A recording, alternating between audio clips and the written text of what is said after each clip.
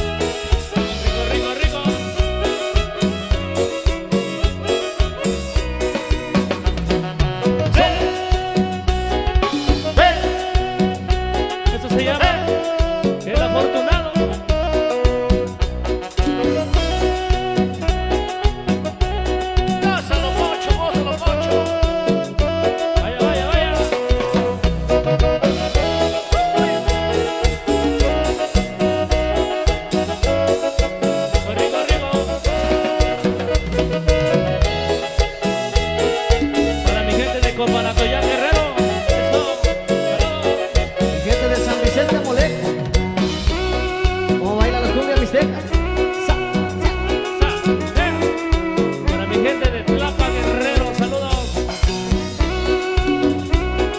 Allá para mis amigos de Atla Majalcingo.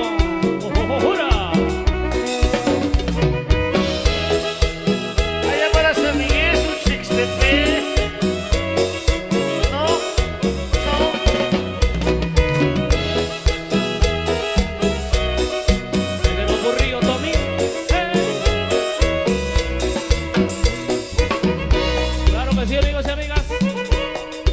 Eso que ustedes lo conocen allá como chilenita, nosotros lo traemos desde la Sierra Otomí de Hidalgo, mis amigos los grandes de Oaxaca. Se llama Lejos de mi tierra, dice.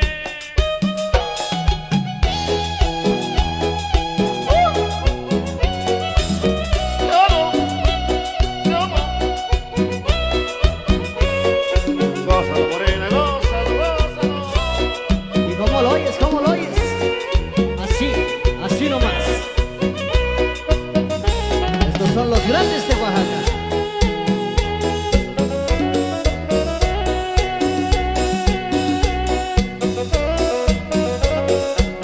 Rico, rico.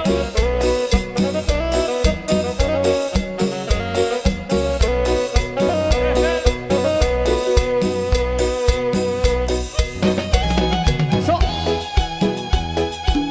Óyelo. Estás lejos de tu tierra,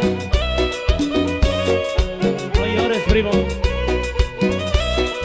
Cuando gustes puedes volver para que veas a tus seres queridos.